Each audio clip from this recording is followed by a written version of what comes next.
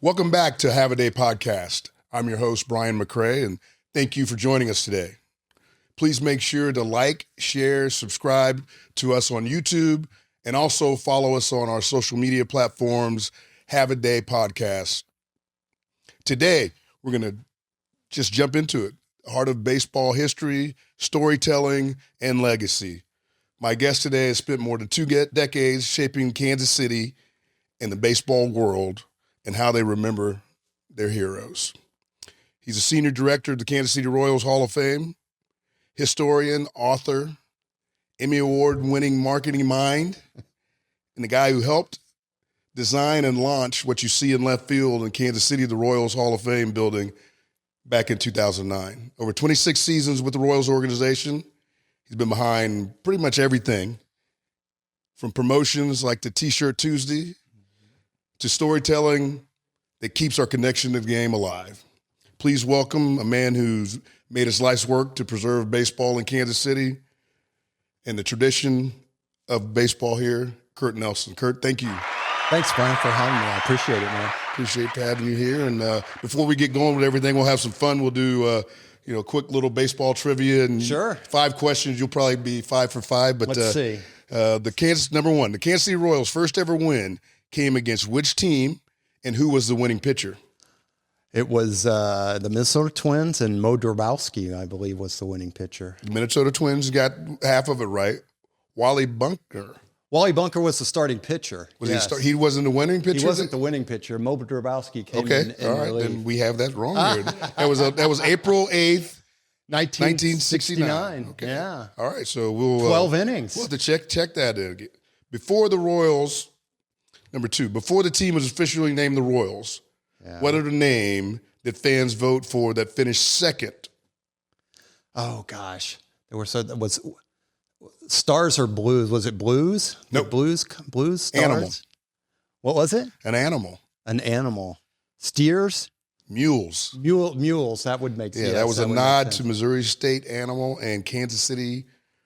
There were so many of them in that contest. There were a ton. It's fun to look back at them because some of them were sort of, playing off Mr. K's, pharmaceutical industry, the capsules or things of that sort. So it was kind of fun. Yeah, I always look back I always think that Blues might have played a bigger role in that. But if you look back, the St. Louis Blues began in the NHL the year before in '68. I believe it was '68.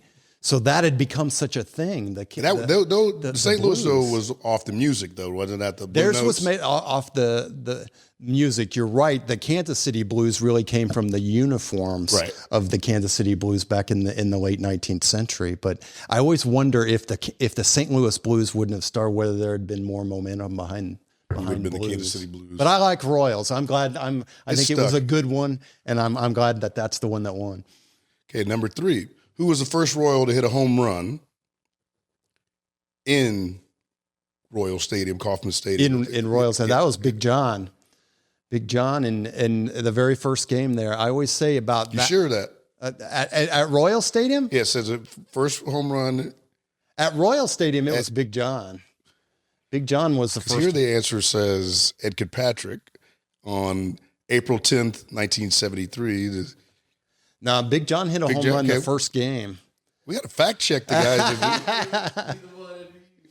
Because Big John's is like what I always like to talk about that particular. And we have I found this picture of that just in a random. You remember before the stadium was renovated in the old what used to be called the Stadium Club. There was a storage place upstairs. One of the old meeting rooms had been turned into a storage place. There's just all kinds of stuff in there. And I went through there once and I found these old 35 millimeter, photos. And I'm looking through and I can tell, you start deducing, what is this? What day is this? And I could tell it was either the first game or very close to the first game. And I could tell who was playing. Although it was taken from the upper deck, they look like ants on the field and you can sort of put it together. And so you look at it and it says, and I can tell it was John at the plate and he's taking a swing. and the ball's in flight somewhere. You can't really see it. But if you look, but the scoreboard, thank God the scoreboard's in view. So you can start piecing together what inning it was and what the count was and everything. By God, it was Big John hitting the first home run. Okay. Well, we have to in Royal Stadium do history. some more fact checking on these. Okay, well, and people ask me about who was the first one to hit the ball in the fountains. And I say, I'm not sure about that, but the first person to ever hit into what we know as the fountains would have been John Mayberry, except for the fact on that night, the fountains weren't completed. So he hit it into what would become the fountains, but it was just concrete. It was just concrete. So it just clanged around the concrete. Okay, the fourth one. Which Royals player holds the record for the most triples in a single season, and in what year did he set that? Oh, gosh. Now, that's one I should know, and I might get wrong. I'm going to guess that's Willie. And that'd be the easy guess, but say Willie, but what year? It's either 1979 or 80. I'm going to say 1980. Was it 1980? 1985. 1985. 21 triples in the World Series year of 85. We think of him as triples because he did all of that. What I always remember him for is I think it's 14 or 13 inside the ballpark home runs, which seems a ridiculous number of inside the ballpark home runs, which it is. A lot of guys don't even get one or two. The modern day record, I think, but wow, what a breathtaking player to watch. That was the funnest thing to watch him fly around the bases. Just to watch him run, hit the ball in the gap and run. Oh my gosh, just the best. And then number 5, the fifth question here. The Royals have had 2 players win the World Series MVP awards. Name both of them and the years that they won it. Yes, well, first one obviously is Brett Saberhagen from 1985 with his tremendous performance. And, of course, Game 7, he throws a complete game shutout and really didn't need much help, but he got a lot of help. We scored 11 runs in that one, so he was kind of on cruise control in that one. That was not like Game 7 of this series. That was not like Game 7 a couple of days ago. I always remember he scored one of those runs.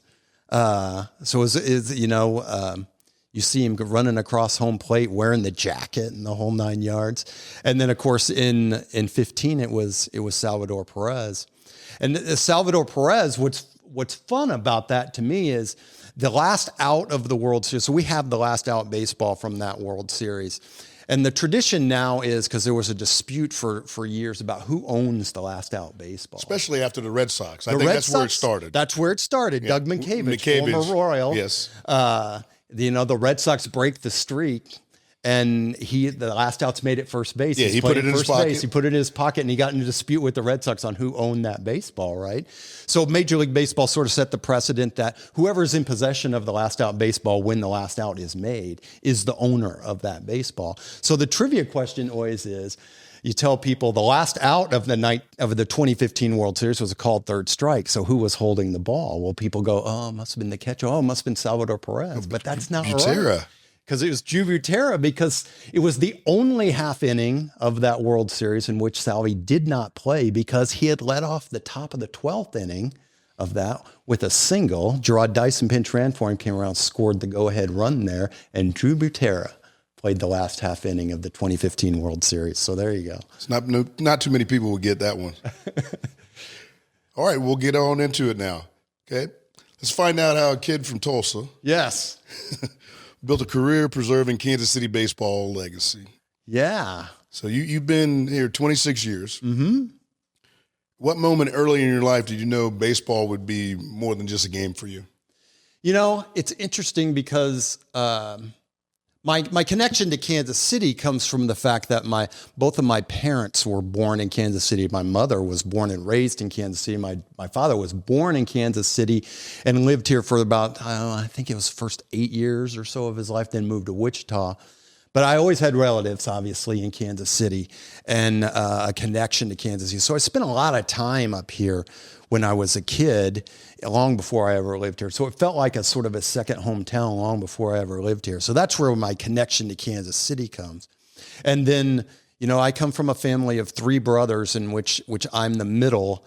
And sports crazed. So we loved sports. And so our connection to Kansas City brought about our fandom, though we were growing up in Tulsa, was we loved Who was the team in Tulsa? The team in Tulsa was it was still the Cardinals, because if you think about the Cardinals have an extra advantage, which you would think that more than half a century, approaching 3/4 of a century later, they used to be the westernmost team in the major leagues, you know, and KMOX was this blowtorch radio station that carried their baseball throughout the Midwest. They went out to the West Coast too. I mean, they would go that far. So obviously in Oklahoma, there was easily covered there. And the team called the Tulsa Oilers for probably about 20, 25, maybe 30 years was the Cardinals AAA affiliate.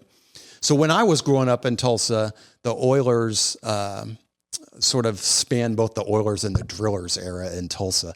But the Oilers were the AAA affiliate for the St. Louis Cardinals. I can even remember guys like Keith Hernandez and Steve. I don't really remember Steve Carlton coming through, but he played in Tulsa with the Oilers. And I always remember Ken Reitz was one of my favorites when I was a kid. And Hector Cruz, Jose Cruz, his brother, was starring for the Astros, and of course his nephew Cruz Jr. later on would be a star. So I just remember. So it was still sort of a Cardinal territory, but the Royals sort of broke through in our early championship years, and there were some stations in Tulsa that were carrying Royals games. Radio affiliates were down there for a while. Yeah, you go down there for the caravan. So.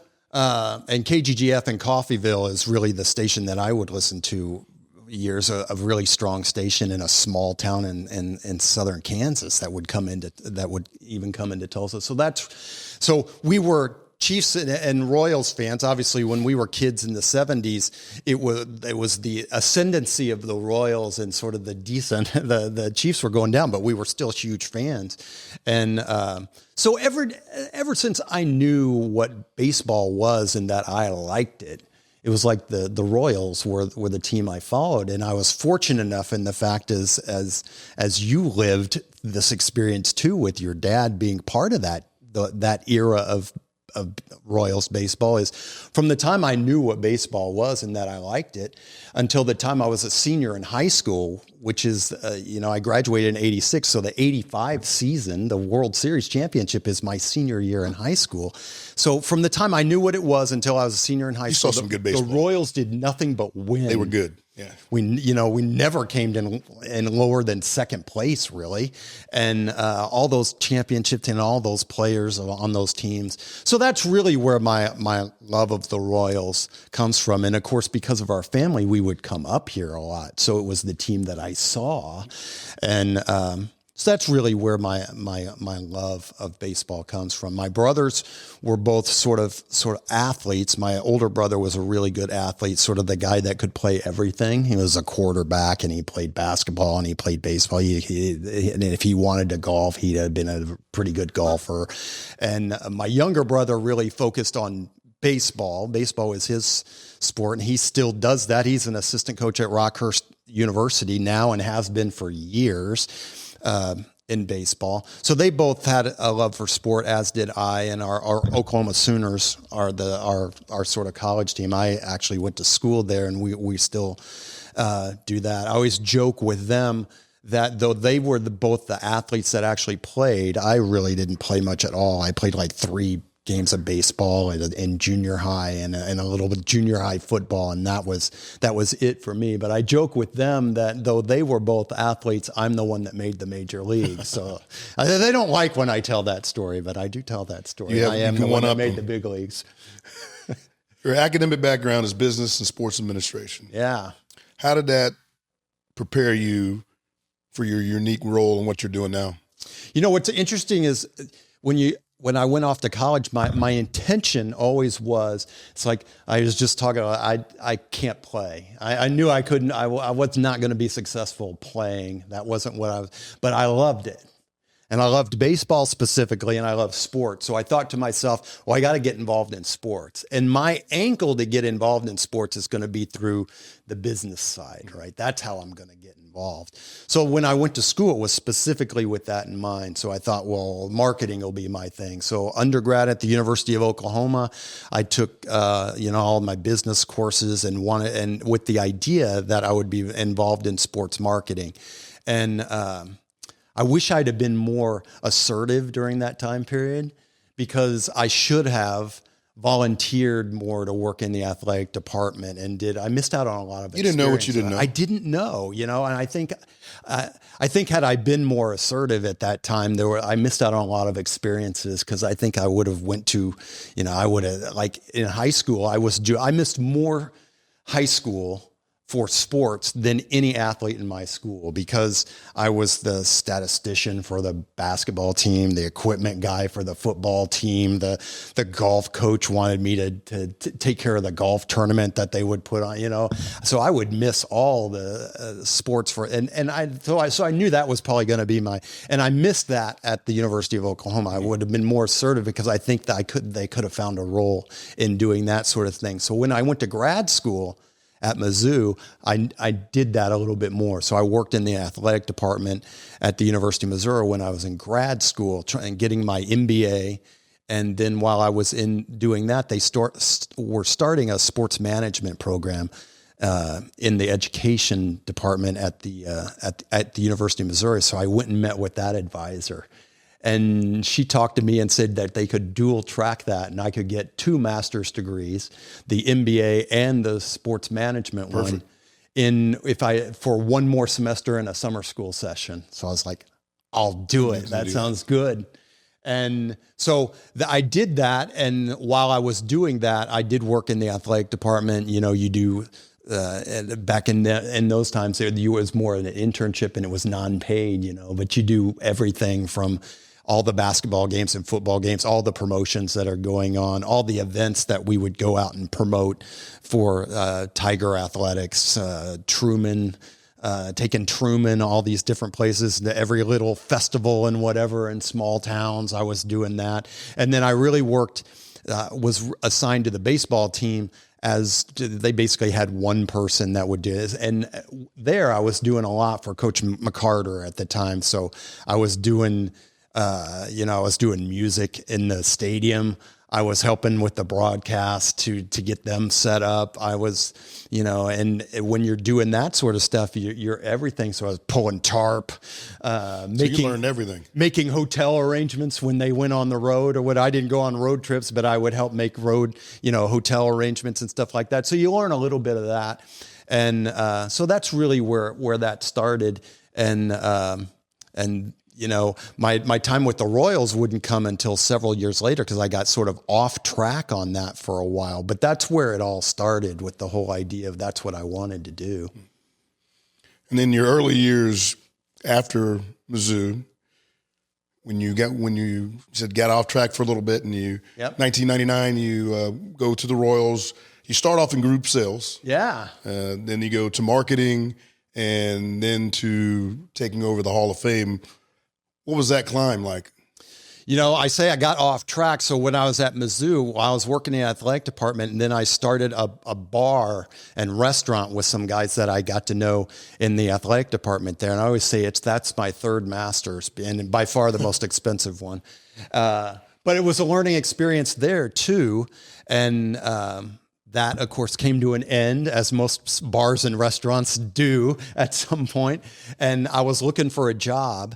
And I thought, well, while I'm looking for a job, I need to get a job while I'm looking for a job. Always famous last words when you do that. So I started work at a bookstore, Walden Books, in the mall, and became assistant manager before long. And they asked me to go to Carbondale, Illinois, and be an assistant manager at a mall, Walden Books. And I did that. And I did that for about a year. And I thought to myself, what am I doing? It's like, this isn't where I wanted to be. I said, I think I could go, to Kansas City and get a job like this, and at least be in the place I want to be. Right. You didn't want to be in Carbondale. So I didn't want to be there. So God bless my dad, because I called him and I told him, I said, I think I'm going to quit my job, and I'm going to move to Kansas City and look for another job. And a lot of times, especially for somebody that had been in school for a long time, and, I was trying to start your career or whatever, your parents might say, the heck you are. But my dad said, he says, I'll come down and help you. And so he came down and helped me move, and I moved here, and I lived with my great aunt. She was a great for me as well, that formative, because I didn't have any money, right? But she had a place for me to stay. And so I was looking for a job, and I couldn't find a job, and I was getting really frustrated. And I would look online, and the Royals would have some seasonal positions. So this is at the beginning of 1999. I moved back here in November of 1998. So it's the beginning of 1999, and I'm looking in some of what we would call internships, what we call now seasonal positions were starting to be posted. And I knew the people at the Royals. I didn't know the people per se. I knew who they were. I knew their names. I didn't know them, but I knew everybody with the Royals. And so I saw an ad, a posting for a job that you're talking about in group sales. This is the longest title I ever had with the Royals. It was called pregame coordinator and group sales assistant. So pregame coordinator meant I scheduled anthems and first pitches and things like that. And group sales assistant meant there were group sales people that were, this is how long ago this was, Brian, is that they were still doing triplicate forms. So, that they'd call in and there'd be group orders and they'd fill it out, and then the triplicate forms, and one of them would have to go down to the ticket office. So I'd have to record all those and take them down to the ticket office and get them fulfilled. That's how long ago this was. And, but I was basically, I was 30 years old at the time. I called myself the 30-year-old intern because all the other sort of intern seasonal people were much younger than me. And, so I went in there guns blazing for this job. The people that were hiring, Tanya Mangels and Michelle Kammerer, God bless them too. And, you go in thinking that there's this guy with 2 masters. He's 30 years old, and it's a minimum wage job, and which is limited to 30 hours a week. That's only going to run through August or whatever. It's like, he doesn't want this job or whatever. And so I went in there guns blazing because I knew that was going to be the case. So I made the impassioned cases. I want this job. I want this job. And I know the limitations of it, but I want this job. And that happened on like a Thursday or a Friday. I sent over my resume. I got a call back to come in and talk to them on a Monday. And I was sitting at a desk on Tuesday. And that's where it all started. And it started, with that limited number of hours and no guarantee it was going to be a full-time job. And I was fortunate in the fact that not too long after that, the assistant for both of the marketing director and the group sales director left and took another job. And so they were left without an assistant. And Michelle and Tanya just said, we need you to sort of fill this role and do what you're doing.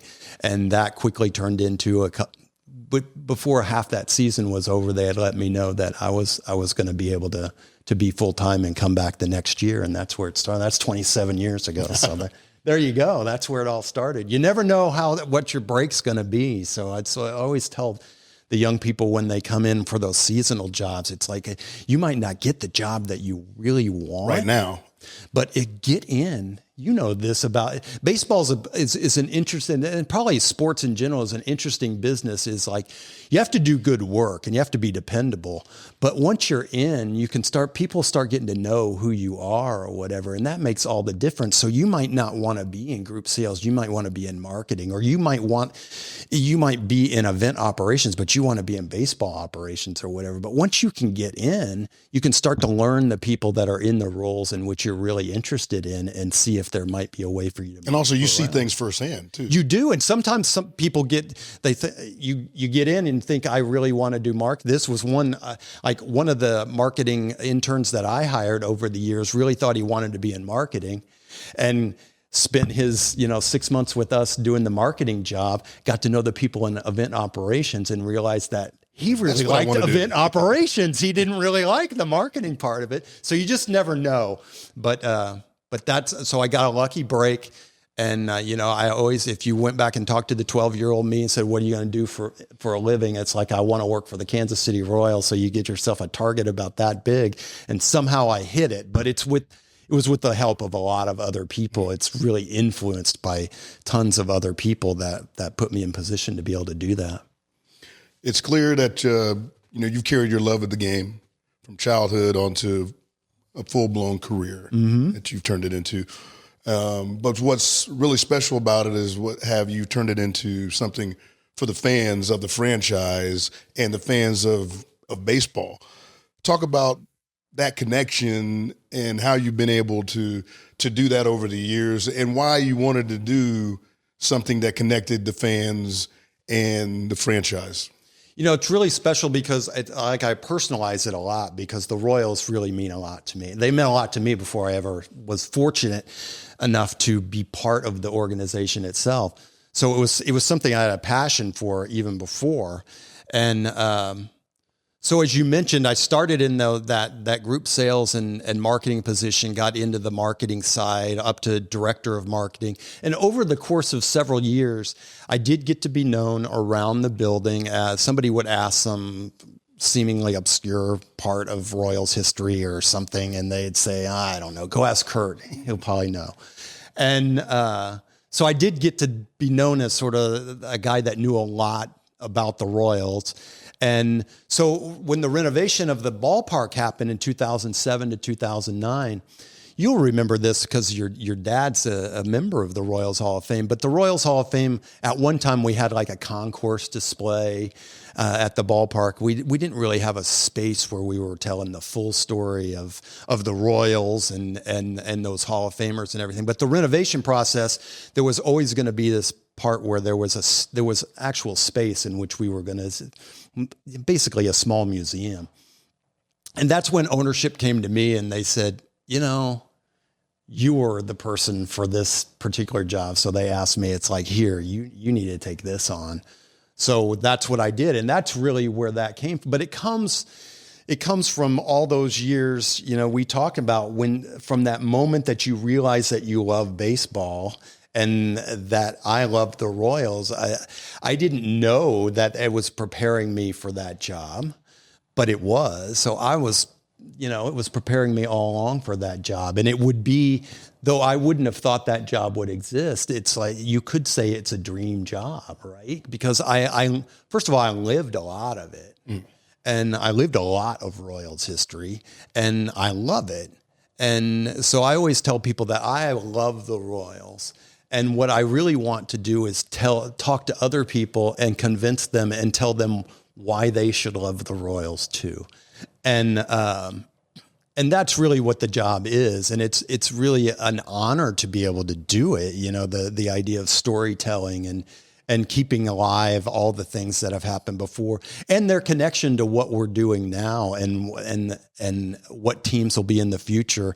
And so this is an interesting what era. The future may hold with the new stadium project. Yes, also. what's an interesting era for that because there's going to be there's changes in the history of a franchise, and we're coming up on a pretty big one, a huge one. And so to be able to be a small part of that, I'm really looking forward to that. That's a really unique and special opportunity to have. So I'm looking forward to being able to do that and really tell the story keep the story of the franchise. Because even moving to a new ballpark, over the course of the next several years, whenever and wherever that's going to be, I always tell people it's like, I don't view it as the end of something. It's the continuation of something. We didn't start at Royal Stadium. We started at Municipal Stadium and Royal Stadium. And the next ballpark will be a continuation in that. And Royal Stadium is special to me and you, because that's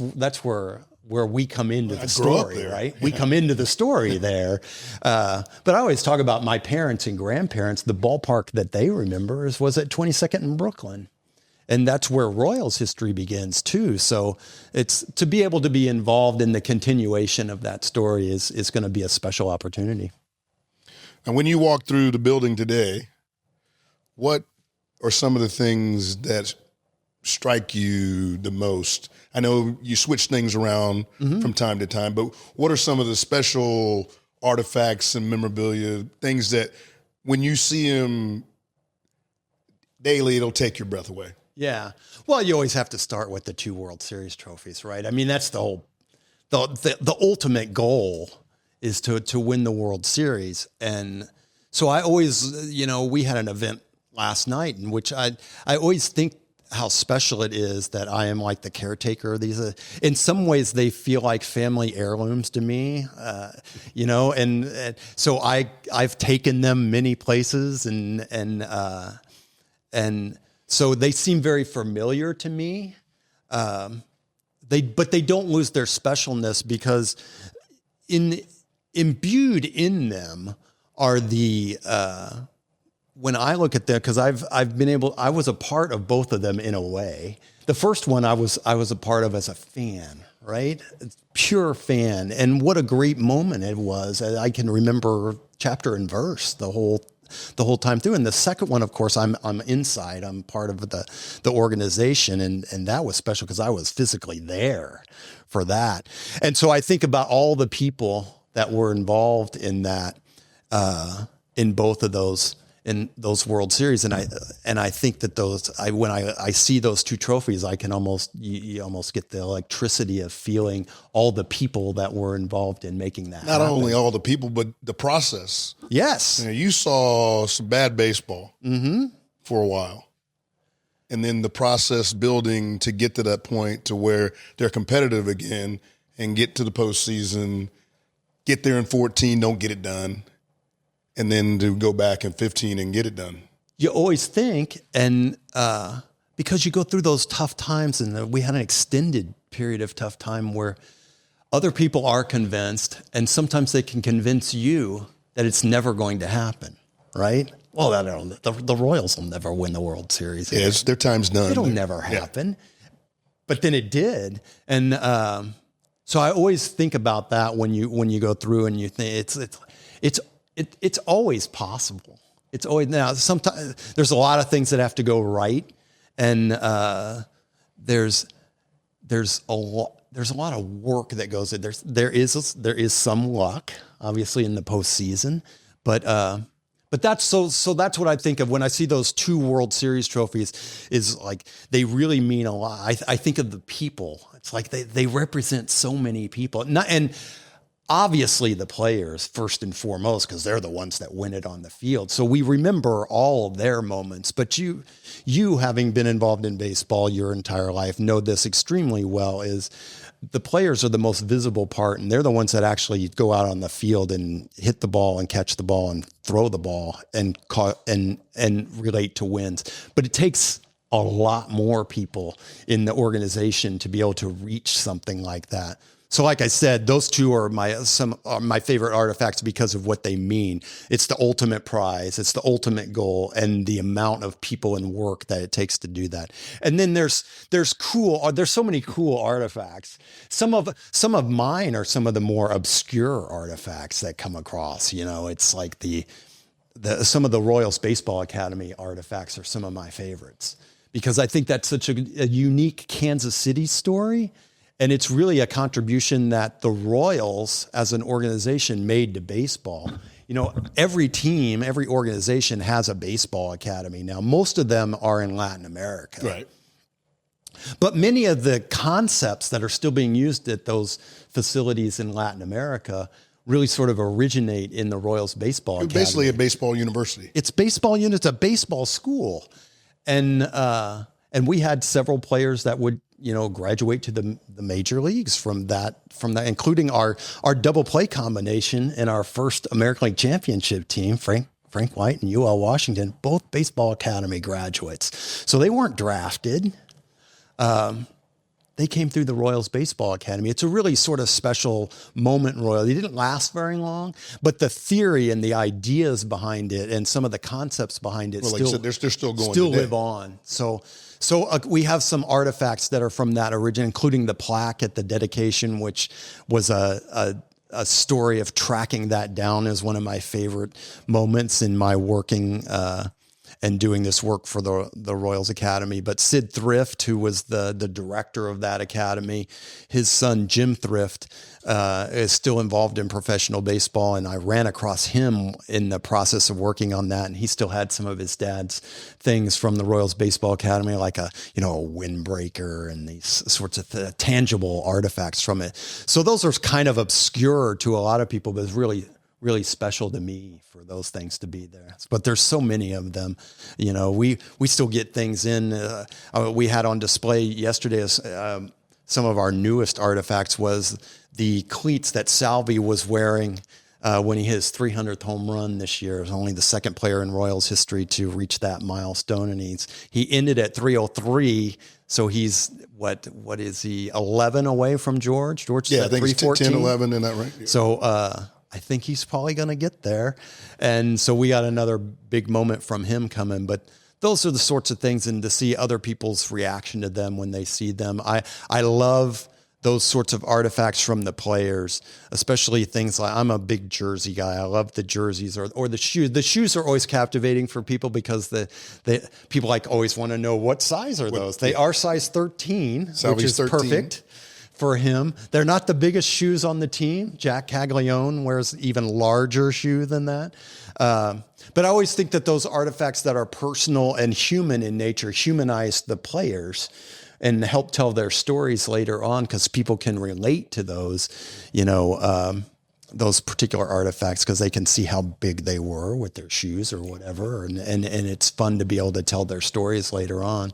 So there's so many artifacts in our collection. Some of them, like I said, the more obscure ones are kind of fun for me, but those ones that are really tied to players that are really indelible in Royals fans' mind are fun to preserve and tell those stories.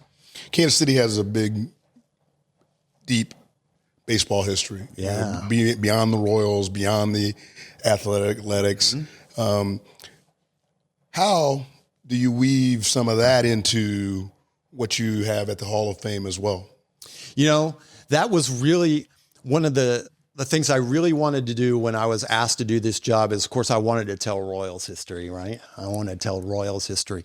But I also wanted to tell Royals history through the lens, in some manner, of this tremendous and rich Kansas City baseball history that we are the heirs to. The Royals. People don't understand how many Hall of Famers came through Kansas City. Crazy. Playing minor league ball and things like that. We are the heirs to a tremendous and rich baseball legacy. I always use this as my case in point in that, is we had a major league team, our first major league team, and a lot of people think it's the A's when they came here in 55. We had several major league teams long before the A's. Our first professional team in Kansas City was a major league team. It was in a league called the Union Association, which is considered one of the 6 major leagues by most baseball historians. And that particular team played in Kansas 1884. The Kansas City Union's 1884 major league team. I always say, to put it in perspective, how important and long established baseball is, and especially professional baseball or major league baseball in Kansas City, is in 1884 when the Kansas City Unions played in the Union Association as our first professional and major league team. Our charter to name this place officially Kansas City didn't happen until 1889. So technically we had a major league team here before we knew what the name of the place was. That's how far back it goes. So it's always wanted to go back and tell parts of those stories, that we're in the inheritors of this tremendous baseball legacy. Yes, we had Slidin' Billy Hamilton, who's a great character in baseball history. We have Kid Nichols, who is the youngest 300 game winner and still the major league record holder for 30 win seasons. He had 7 of those. We haven't had one of those since 1968 and Denny McClain. And he had 7 of those, and he played and started his career in Kansas City. And then, of course, you come into the era in which Jackie Robinson. Always tell the story now, because those years of the Negro Leagues, the Negro National League, are now declared major league status. especially that 1945 season, which Jackie played. So technically now, Jackie made his major league debut, not with the Dodgers. He made his major league debut with the Kansas City Monarchs playing shortstop at 22nd and Brooklyn in 1945. And it was in 47, he made his National League debut, but he made his major league debut here in Kansas City. And of course, Satchel Paige, another one of the great players that came to Hilton Smith. Ernie Banks begins his career here. So just so many great players. And then even into to the era that me and you grew up in, you think of guys like Catfish Hunter, started in Kansas City with the A's.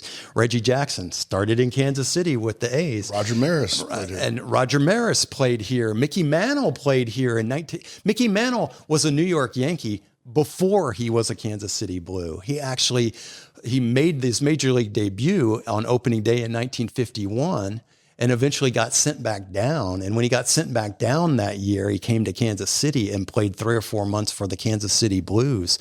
So he's part of our story. And then of course into Royals history, we have, all the great players that we can think of, George and Frank and your dad and Amos, Amos always, I always think Amos gets a little, especially in today's day, our center fielders.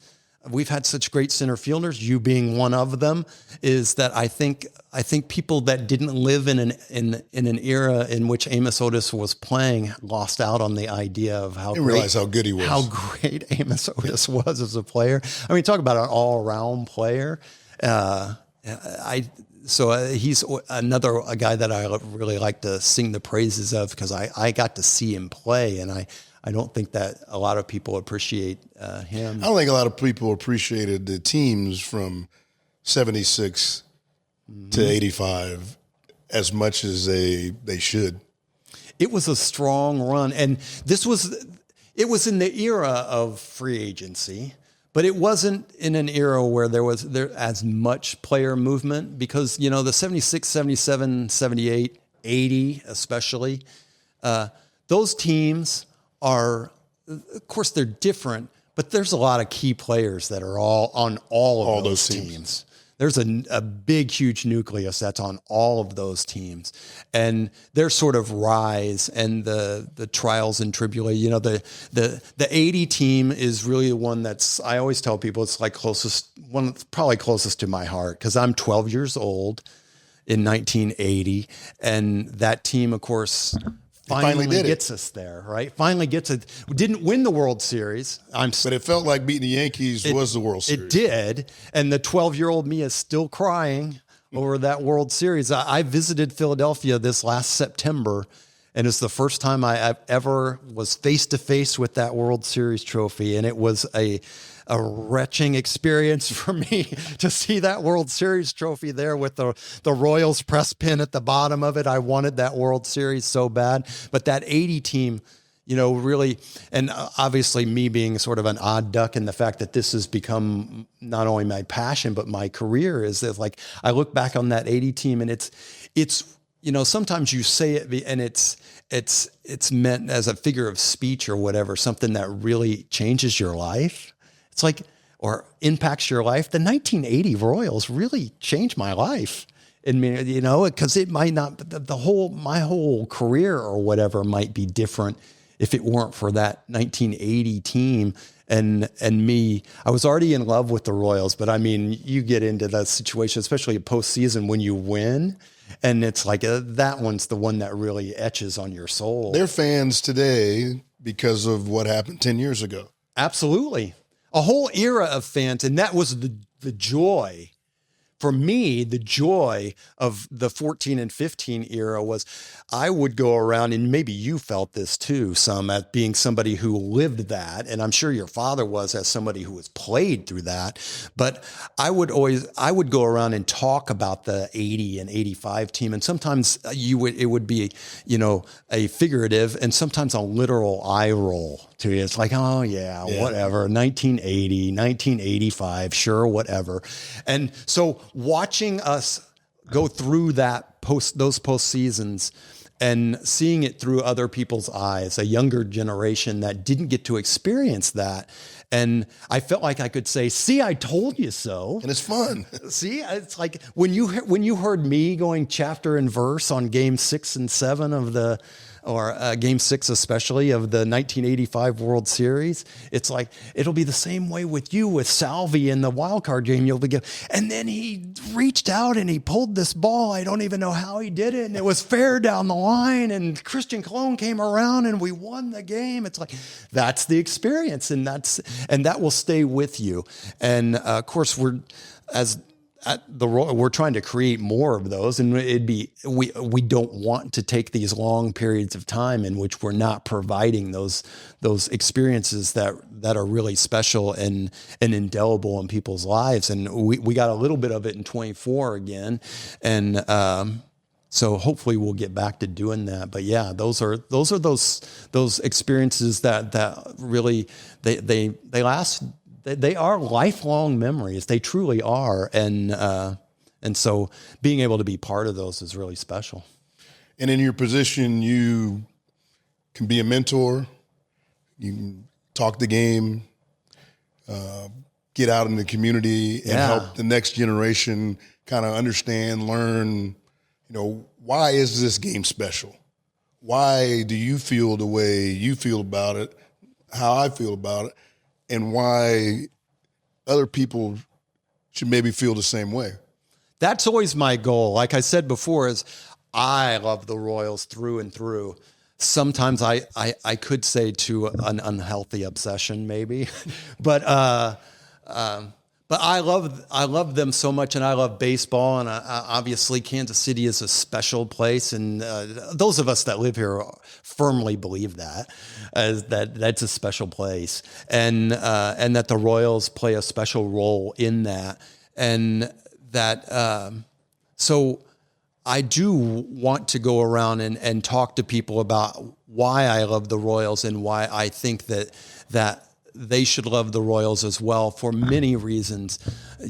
Obviously the baseball part is the lead part. It's the fun part. It's like, being together at the ballpark and going through the experiences of following a team and its ups and downs and that sort of thing is a great outlet for all of us. But the other part about the Royals in Kansas City is the Royals from the very beginning with Ewing Kauffman, and certainly a through line to John Sherman and the ownership of the team now is, this is one of my favorite words, is Mr. K lived this, and John Sherman and this group are living it. And sometimes we'll use this word, and it's always a word that I've used. So I always love it when they use it, is stewardship, right? So they do own the club, because somebody has to be in charge, it's an ongoing concern and everything. It is a business or whatever.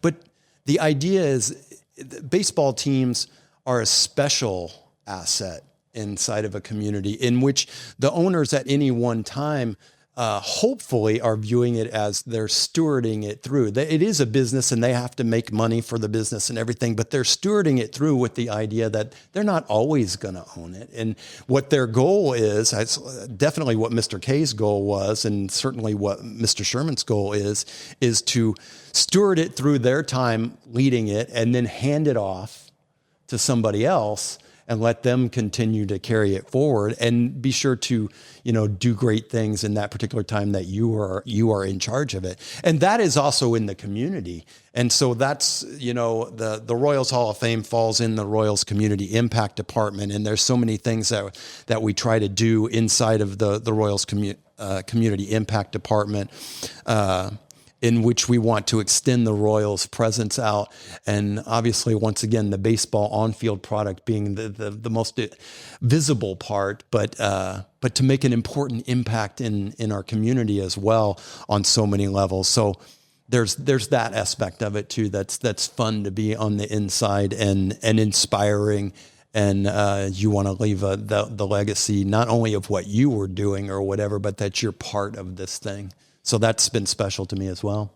Well, let's finish up now with the state of the game, preserving the things that we find special. Yes. In baseball, and just what changes you've seen over the past 10 years. Where do you think they're going with the changes, and what changes do you like and don't like, likes and dislikes about things that have happened in the game since post-COVID? On field. We'll talk about on field. You might get this too, because people say you played a long time ago, so you're a traditionalist or whatever. You don't like anything changing, and I get that a lot too. It's like, you must hate this. I retired in 2000. So there's certain things that people view that I absolutely love. It's like the pitch clock. I love it because it's sped up the game. But I always view the pitch clock as the pitch clock. I've sort of thought that the pitch clock has sort of faded off the screen a little bit because people have gotten used to it, and it doesn't you don't even notice it that much anymore. And that had we actually been enforcing the rules of the game or whatever, we wouldn't have needed the pitch clock. But the pitch clock is a much more visible thing that forced everybody to sort of live within the rules of the game. And it has, it's quickened the pace. I always say that whether it's long or short, I always thought was misplaced. You can measure the length of the game. I didn't like the talk when they talked about the time. It was just what action and things were going on. The pace of the game is different. A good pace. We were losing a good pace. We were losing that. So that's one that I like. I'll mention one that I don't really like. It's like, I don't really like the ghost runner at second. I don't know how you feel about this as a player. I don't really like the ghost runner at second. And I heard, because this came up last week after the World Series, the 2025 World Series, when we had the 18-inning game, right? So I heard some people say, how long will it be before we put the ghost runner into the postseason play because you don't want an 18-inning game? And I'm like, why not? We've been playing the World Series since 1903. That was like the second 18-inning game the whole time. We're going to change the rules because not a lot of extra games. But how much action, drama, and excitement came from that game? From that game and the tension that comes with the whole thing. And so I'm not really I understand it sort of in the regular season play. During COVID. I always posited the idea of, for a regular season game, there weren't that many 16, 18 inning games. I mean, it would occasionally happen. You played in a couple.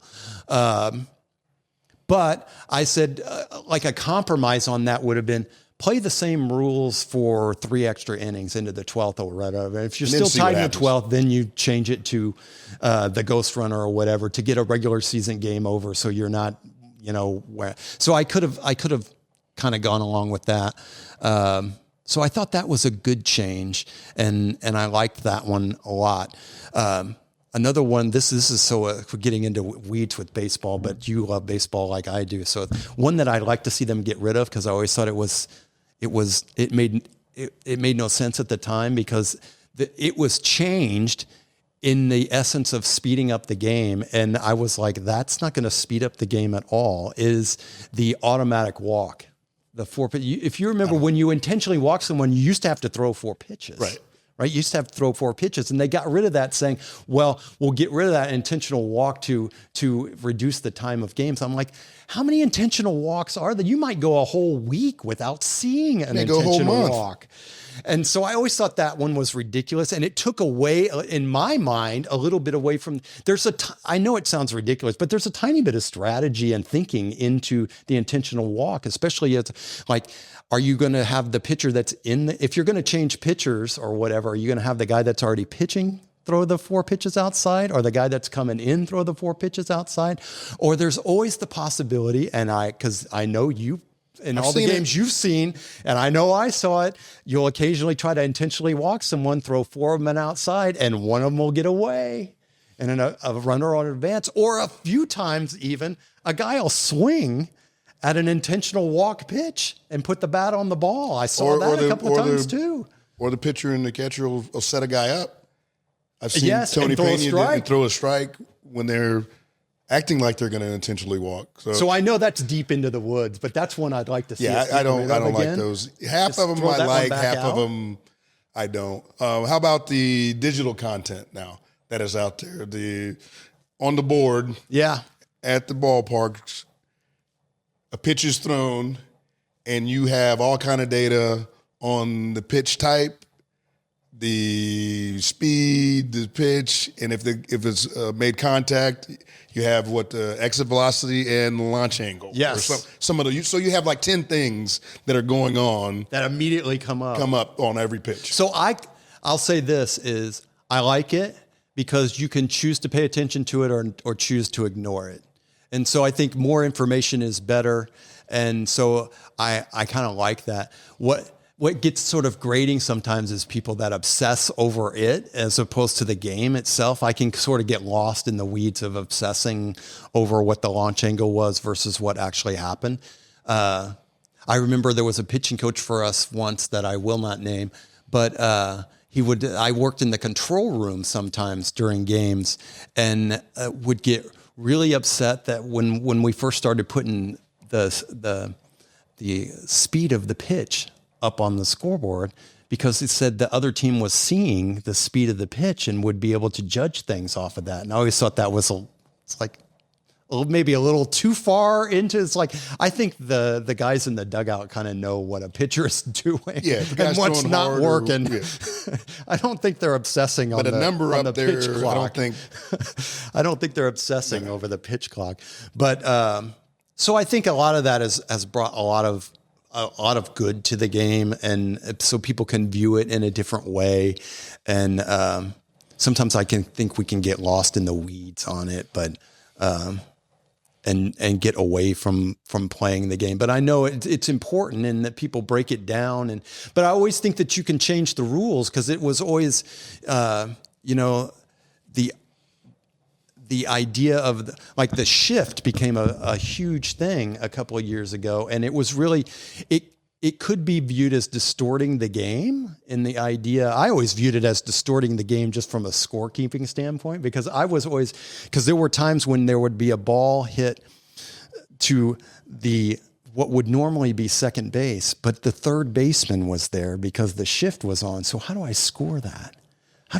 If I scored it 5-3, if I look back on it 20 years from now, you're going to think he hit it over here. Yeah, it was like he hit it to but he hit right it over side. here.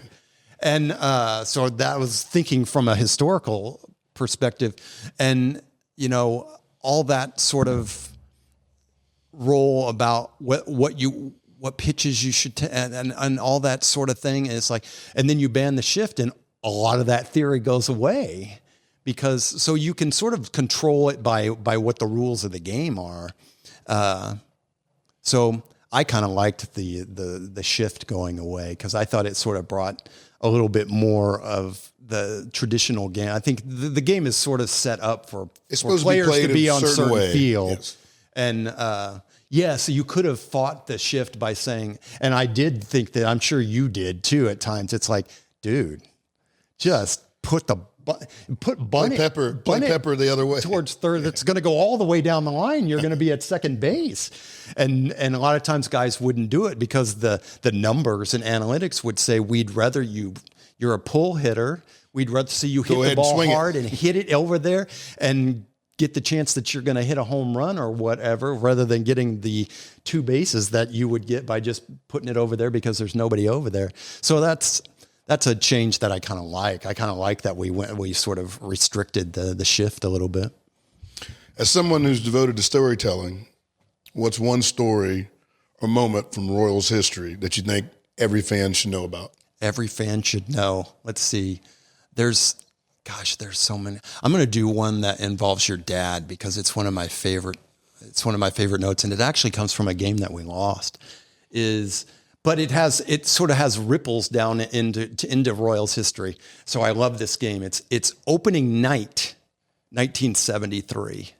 Opening night, 1973. And we were on the road in California playing the Angels. And there's this whole slew of history-making things that happen in this particular night. The starting pitching matchup was Nolan Ryan versus Steve Busby, who was a rookie. It was the first time a rookie had ever started on opening in the first game of a season for us. He had come up in September of 72. I think it was his fourth start, was opening night. And so there's that. And then another note that I love about that is Richard Nixon threw out the first pitch in that game. And he was the sitting president of the United States. And it was the first time the president The sitting president of the United States had thrown out an opening day first pitch not in Washington, D.C. He was in Anaheim. Of course, he was from California, so he had been at home and came out to that particular game. So I love that. That's a history angle that I like. Another history angle of that particular game that I love is the first time we ever wore powder blue uniforms. So from 1969 to 72, our road uniforms were gray and flannel. And 73 was the year we would change to what they called sand knit, which is the first time we wore polyester uniforms, ones that you would be very familiar with because we were still sort of wearing that material throughout most of your career. And it was the first time we wore powder blue. So the first Royals team to ever take the field in powder blue was that 1973 team in Anaheim on opening day. And for your family, that was the first Royals game that your father played in. That was his very first game. Yeah, he just got traded from the Reds. That's right. In the winter. And 1973 was the first year for the designated hitter, right? And it was a night game, so we weren't the first designated hitter. That was earlier in the day. Ron Bloomberg was the designated hitter that day for the New York Yankees. He was the first designated hitter to ever come to the plate. But the first designated hitter in Royals history, Hal McRae was playing in the game, who would become known as a great DH, probably the first great DH, really. And but he was not the DH that night. I think my dad was playing third base. He was playing left field. Was playing left field? Okay. He was playing left field that night. And the designated hitter in that game was Ed Kirkpatrick, who we had mentioned earlier. So he was the first designated hitter in Royals history. So that's always was one that was fun for me, in the fact that the first designated hitter in Royals history was not Hal McRae, although Hal McRae was playing in his first game with the Royals in that game. And it was also, I think I'm right about this, is your dad became he was the first player that would be part of the 1985 World Series champions to play for the Royals on that night. So there you go. Okay, that's one I haven't heard before. A lot of history on that night, and it was a great pitching matchup that was won by Nolan Ryan. But Buzz pitched well in that game too. So a lot of history in that particular game. It's an obscure one. See, I can give you obscure ones. No, but the fact that my dad was on the '85 team, was the only guy that was in that game. Isn't that something? That's something, yeah. It's like the first guy to show up. Alex Gordon is his counterpart on that would be Alex Gordon. Another opening day, 2007, was the first member of the 2015 World Champion Royals to take the field for the Kansas City Royals on opening day in 2007. That's a cool fact. So there you go. The two of them together. Both Royals Hall of Famers, too. All right, before we close, got a rapid fire segment. 5 questions. Give a quick answer. You know I'm quick with answers. I know you are. Your favorite Royal, and it can't be George Brett. It can't be George Brett. God, there's so many of them. It's like picking a child. There's so many. Dennis, I would say Dennis Leonard, because Dennis Leonard has been so great to me. So he's definitely on the list. I'm gonna cheat and mention a couple. Okay. You're allowed. Your father, one of my favorite players, because he was the heart and soul of the team. Talk to anybody on those teams, and they'll talk about it. Is a little bit of the Big Red Machine and those guys, and your dad sort of bringing a little bit of the DNA of that team into the Royals. I would say we never met the Big Red Machine, but the Big Blue Machine was sort of starting. We just missed each other, and I would have liked to have seen that. I mentioned earlier AO. I'd still sing the praises of AO. And then Quiz is one of my favorite players, and I always feel like I just missed because I come to work for the Royals in 1999, and Dan passed in 1998. So though I met Dan in passing as a fan a couple of times, just enough to say hello or whatever, I never really got to know him or have a conversation with him. And I really missed that opportunity, because what a fun guy. You can just tell from all the people that knew him. And he has all these great quips, you know. As some of my favorites is, I've seen the future and it's much like the past, only longer. And he said he found a delivery in his flaw. And all those sorts of, when he accepted the Royals Relief Man Award once, he said he wanted to thank all the starting pitchers who couldn't go 9 innings and Dick Hauser who wouldn't let them. And so he would have been such a fun guy to be able to know. So I always feel a great fondness for him, though I didn't get to know him. Okay, one artifact or the first artifact that you would save if there was a fire at the Hall of Fame. Besides the World Series trophies, I'm going to go another direction on that. Is I'm captivated by the last out baseball, the 2015 World Series, much the same way. And I thank Drew Butera for gifting that back to us. He did not have to do that, but he viewed it as way more important for it to be living with the Kansas City Royals and therefore fans being able to see it and connect with it as well. So I'd probably dive in on that baseball, although it's in many ways it's a baseball, so it looks like any other baseball, but when you know which baseball it is, it really takes on a different meaning. It's like gold. Oh, yes. It's got gold lettering on it, so you would be able to tell it from that. The most underrated moment in Royals history. The most underrated moment in Royals history. A big moment in Royals history that gets lost. Well, one of them is I always think back to, the 9th inning of Game 6 of the 1985 World Series. It's like this whole slew of things that happen there. And I think what gets lost in that, and I as a Royals person take umbrage to a lot, is that, had Don Dinkinger made the correct call and called George Orta out, that the Cardinals would have won the World Series. And I always take umbrage to that because it was that would have been the first out of the inning. There was still a lot going on. When the winning run scored, there was only one out. There was a lot of things that happened after that. And there was another game. And there was a whole nother game. So I always go back to all those, that series of moments that happen in there. Your dad's involved in that too, because he's at the plate when a pass ball comes. And that was really important because Dick Hauser had put down we had runners at first and second. He put down a bunt trying to advance the runner to third, and that's where the out comes. So George Orta was actually out, but he was out at third base, the only out of that inning.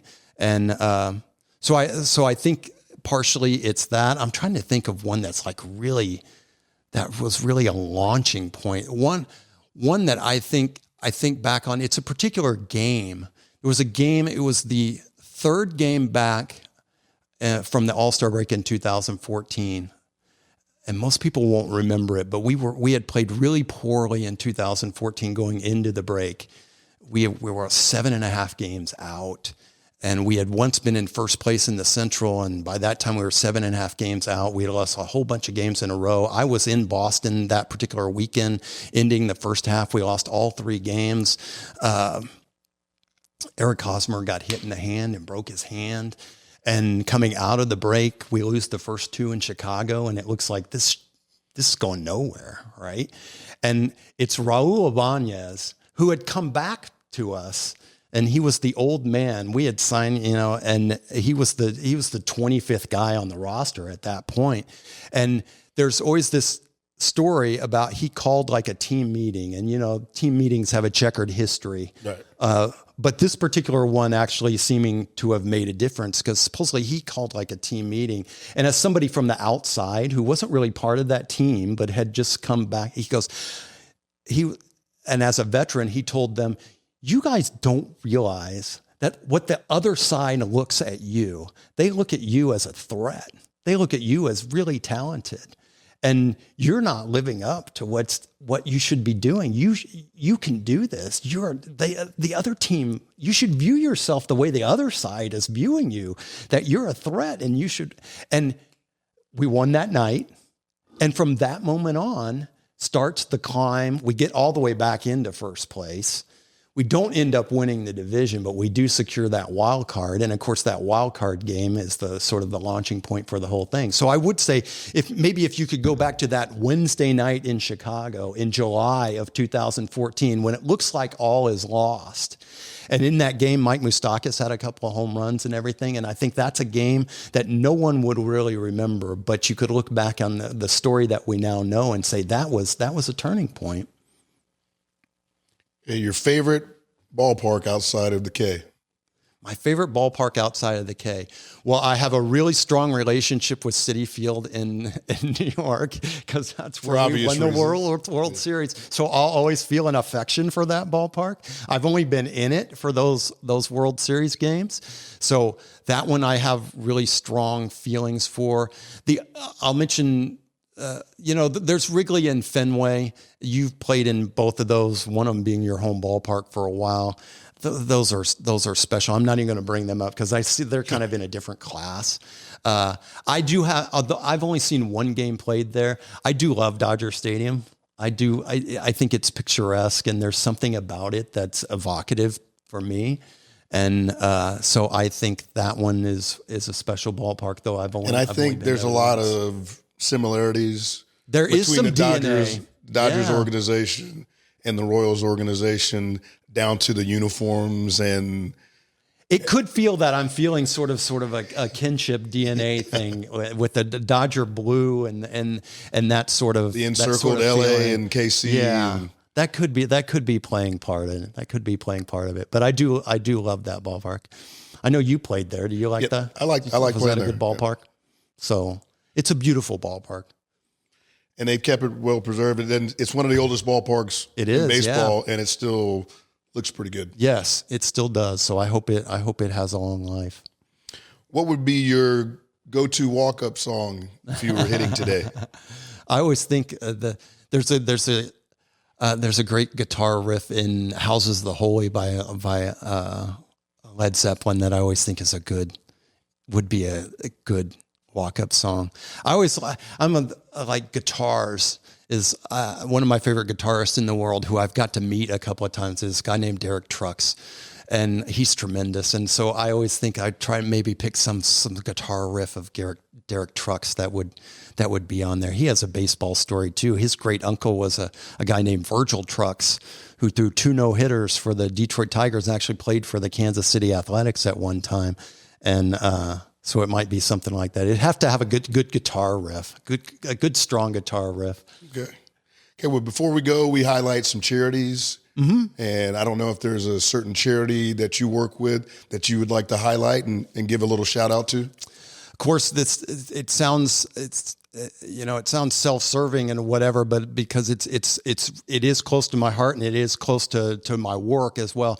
The work that Royals Charities does, what Royals Charities has now become the Kansas City Royals Foundation. Amy would be angry with me if I didn't make that point. It's called the Kansas City Royals Foundation now.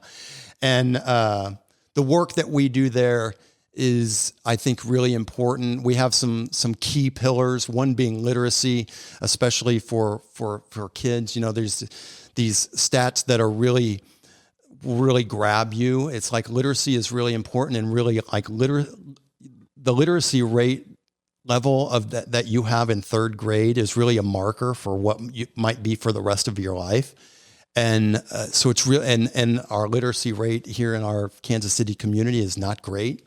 And so we've been trying to really make an impact in that particular area. So that one's a really strong one. So the Kansas City Royals Foundation, along with the Urban Youth Academy, which are sort of work in tandem on those sort of life skills and baseball and softball. So I would say the Kansas City Royals Foundation and the Urban Youth Academy are really strong and important for me. Okay. Well, thank you very much. It's been an honor to have you on my Thanks for having me, man. Have a Day podcast.